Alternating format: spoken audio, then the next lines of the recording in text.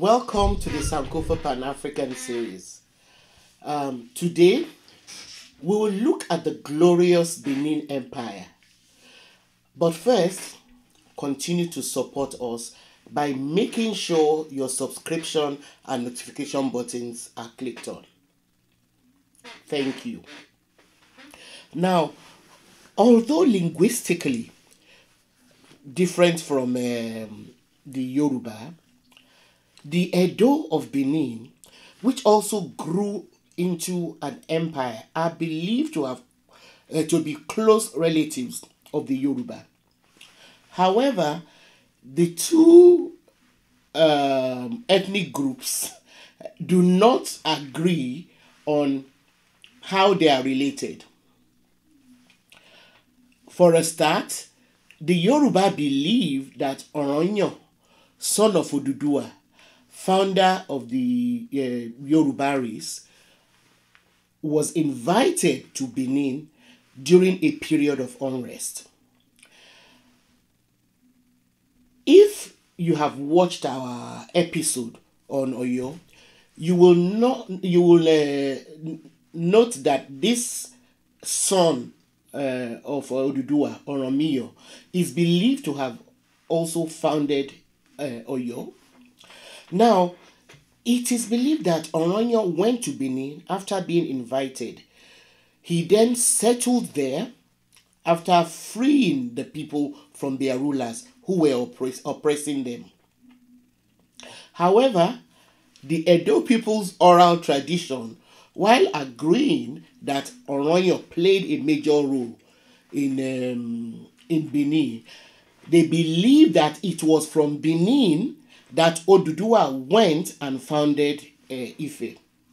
Please watch our episode on Ife and Oyo to get a clearer picture if you've not already done so.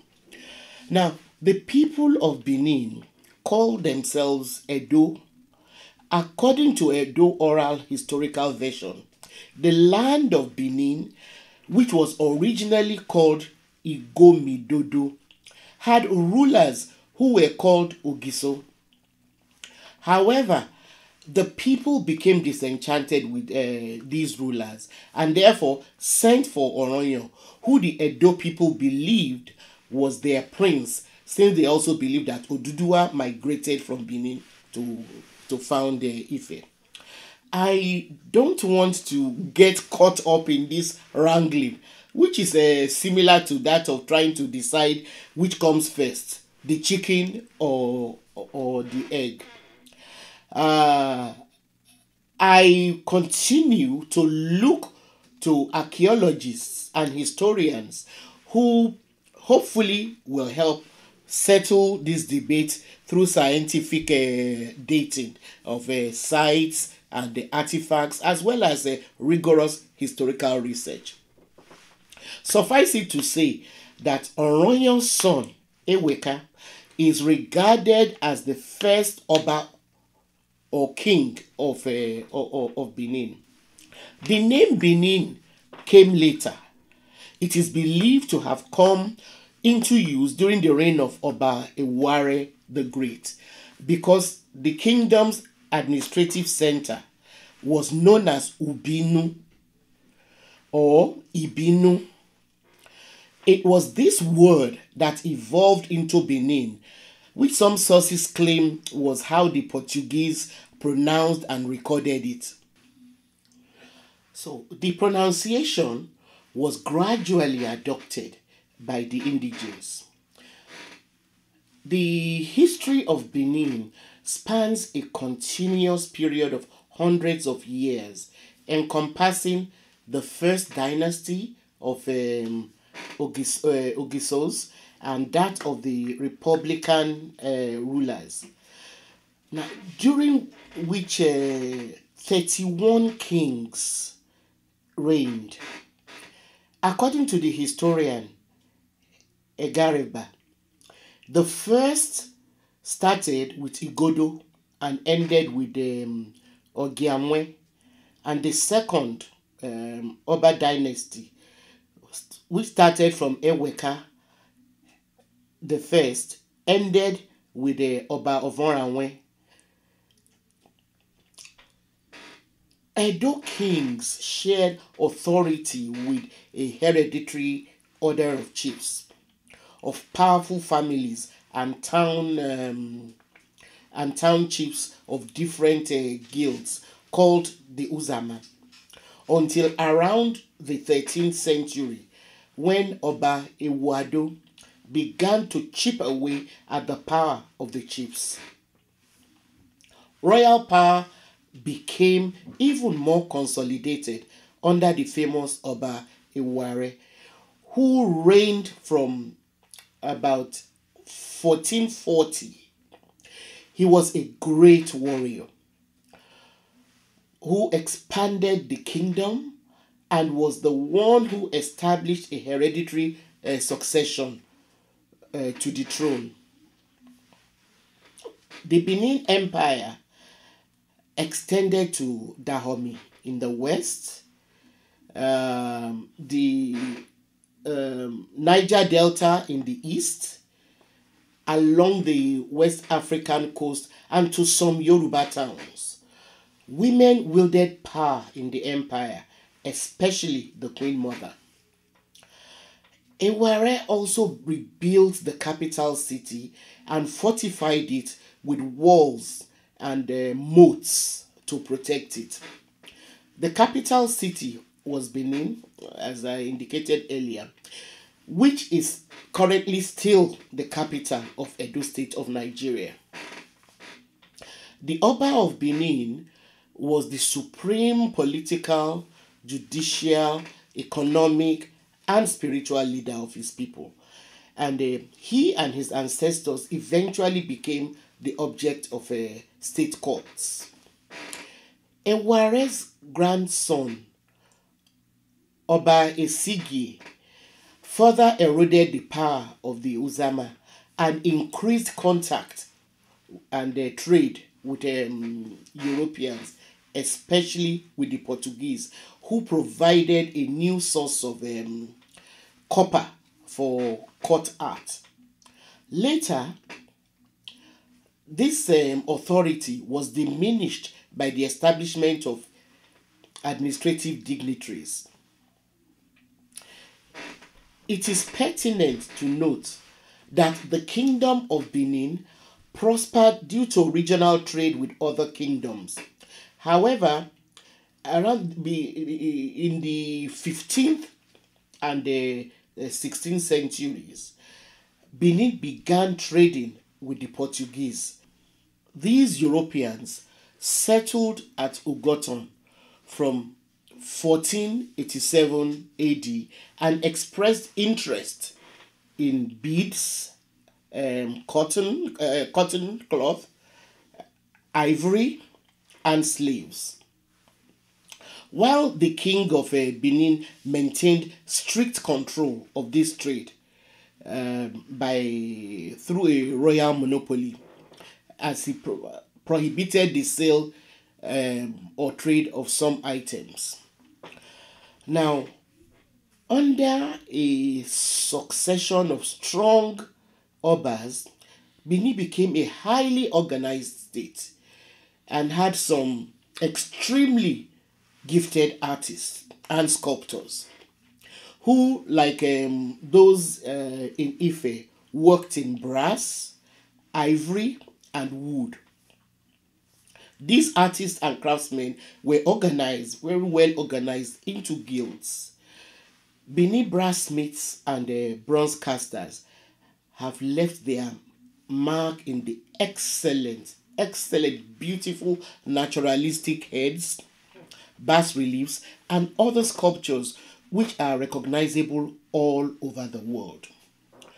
From the 15th through the 18th century, Benin traded in ivory, gum, palm oil, and pepper with Portuguese and Dutch traders. Traders in the Benin Empire, served as middlemen between European traders and other people in the interior of West Africa to get these goods and then sell to the Europeans and then buy goods from the Europeans to sell to the to the interiors. Now, the European contact with the Benin Kingdom was underpinned by their imperial interest, which was fueled by a desire to strip the kingdom of its entire valuables. They never meant any good for the empire. This was executed under the pretext of trade and Christianity. Unfortunately, the empire also participated in slave trade. By the 1700s, Benin became embroiled in dynastic disputes and civil wars. However, the empire sustained itself until its capital city was burnt and looted of its artworks by the British in 1897, under what they called the Punitive Expedition. In 1897, the British, who were entrenched in colonial trade and expansion in Africa, were determined to wrest the control of any remaining inland trade in the area, which now constitutes Nigeria. So one of the obstacles in their way was Oba Ovoranwe Nogbaisi, who was the ruler of Benin at the time. According to T.U. Obinya, in November 1896, the acting British consul made a formal request to England for permission to invade Benin City. There is evidence of the primary motive behind this invasion, which was financial, nothing else but financial, and the evidence can be found in a letter written by the British consul to the British Foreign Secretary, which survived. In that letter, he asked for permission to invade Benin and depose the ruler on the 17th of November 1896. Now, the letter survives in the archive dispatches to the Foreign Office from the Consul General, in case anybody wants to, look for it to ascertain its veracity. There was no doubt about it that they just wanted to dispossess the king and then loot the kingdom. Now the comes from the Oba's palace alone. The consul expected to find, and I'm continuing to quote from the letter, he expected to find sufficient ivory which would be found in the king's house to pay the expenses incurred in removing the king from his stool. The British then embarked on a military expedition with soldiers who had their weapons, the soldiers hid their weapons by disguising them as luggage. However, some chiefs from another ethnic group, the Ishekiri, who are closely related to the Benin and who always interacted with them through trade, and whose trade had already been cornered by the British, got wind of this ploy to destroy Benin, and then they sent Ovoranwe a heads up. This gave the Benin chiefs, led by the Ologbosheri, the time to mount a fierce resistance which destroyed the British party, during which the consul was killed. Now, this gave the British a ready excuse to send an army made up of 1,200 Royal Marines, sailors, and Niger Coast Protectorate forces in what they called Punitive Expedition. Their mandate was to destroy Benin, the capital of the empire. After destroying and burning most major buildings of the city, this army of foreign invaders then embarked on massive looting. They carted off artworks and destroyed monuments. Although the official figures of the artworks carted off to Europe is only recorded as being about 2,500, it is most likely it was a lot more than this, because a lot of the looted artworks ended up in private hands in Europe, because the British colonial officers and their soldiers ended up stealing from their government by not reporting or handing over everything they looted. Now, after this inglorious event, Oba Ovoranwen Ogbaisi was then exiled to Calabar, where he died. What was left of the kingdom was then incorporated into British Nigeria. The descendants of Benin's ruling dynasty still occupy the throne in Benin City. Thanks for watching, and do continue to support us by telling your contacts about us, sending your questions and comments to our community page, and giving us a thumbs up. Also, watch out for our next episode, because I'll be talking to Dr. Richard Anderson of Aberdeen University about efforts to return some of the stolen Benin artworks. See you next time.